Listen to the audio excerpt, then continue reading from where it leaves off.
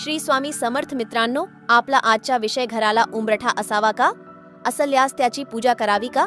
तो लाकडाचा असावा का मार्बलचा?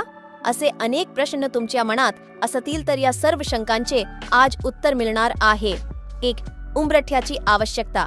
घरामधील भावना ह्या घरमध्ये राहू आणि घराबाहेरील व्यवहार घरात आणू नये हे काम उंबरठा करतो. तो मर्यादेचे प्रतीक आहे. 2. उंबरठ्या कशाचा असावा?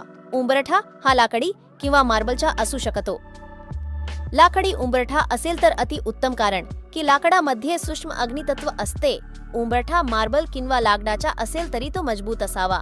वास्तुशास्त्रानुसार कुमकुवत उंबरठामुळे शत्रूंची संख्या वाढू लागते. वेगवेगळ्या मार्गाने शत्रू आपल्यावर आक्रमण करतात. 3. उंबरठ्याची पूजा का करावी? उंबरठ्याची अनेक लोक पूजा करतात. त्यामागील कारण म्हणजे उंबरठ्यामध्ये श्री नरसिंह लक्ष्मी देवता निवास करते.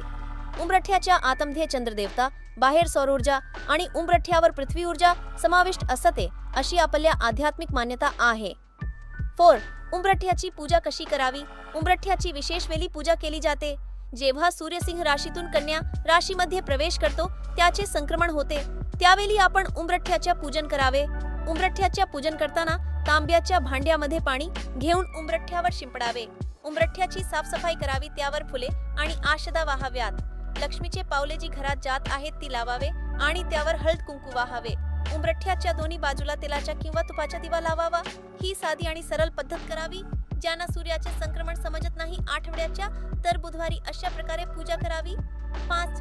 उंबरठा कुठे असावा आणि कसा असावा? उंबरठा हा रस्त्याच्या उंचीपेक्षा मोठा असावा. लहान असेल तर घरातील लोकांचे आरोग्य चांगले नसते. उंबरठा हा प्रत्येक खोलीमध्ये असावा, पण आजच्या युगामध्ये ते शक्य नाही. उंबरठा हा आपल्या घराच्या मुख्य दरवाज्याला आणि स्वयंपाकघरामध्ये असावा. 6.